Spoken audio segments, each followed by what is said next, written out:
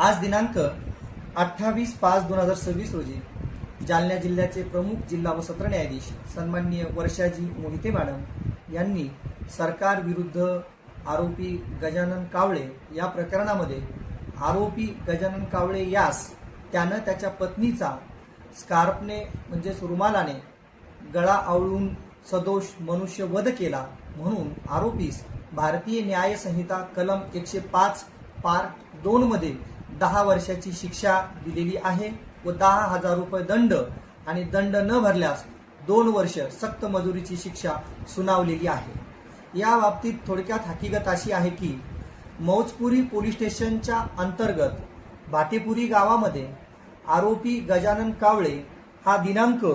28 जानेवारी 2025 रोजी दारू पिऊन घरी आला। त्यानं पत्नीशी भांडण केलं आणि त्यानंतर त्यानं पत्नीचा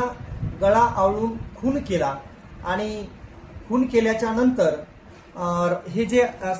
फिर्यादी आहेत रामनाथ घाटोळे यांच्या फिर्यादीवरून मौजपुरी पोलीस स्टेशन येथे गुन्हा क्रमांक 9/25 कलम 103(1) आणि 238 भारतीय न्याय संहितेप्रमाणे गुन्हा दाखल होऊन तपास पूर्ण झाल्याच्या नंतर माननीय न्यायालयामध्ये दोषारोप पत्र दाखल करण्यात आलं। या ठिकाणी सरकार पक्षातर्फे एकूण 8 साक्षीदार तपासण्यात आलेले होते। त्यापैकी फिर्यादी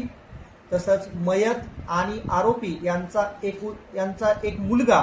ज्यानं ही आरोपी आणि मयताचं भांडण ज्यानं ऐकलं होतं रात्रीच्या वेळेला त्याची साक्ष,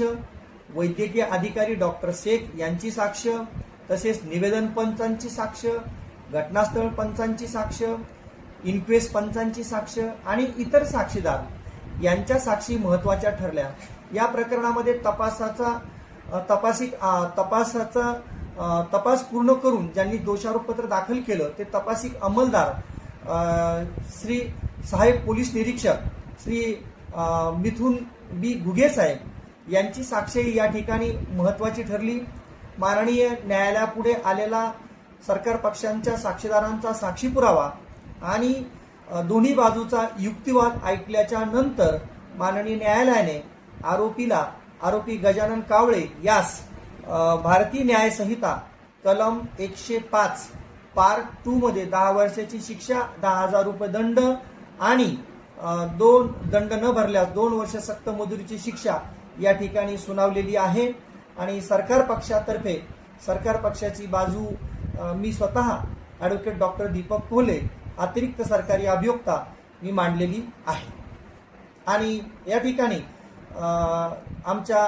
सरकारी वकील कार्यालयातील कर्मचारी आणि सेशन कोर्टातील कोर्ट पैरवी यांचीही मदत या ठिकाणी झालेली आहे।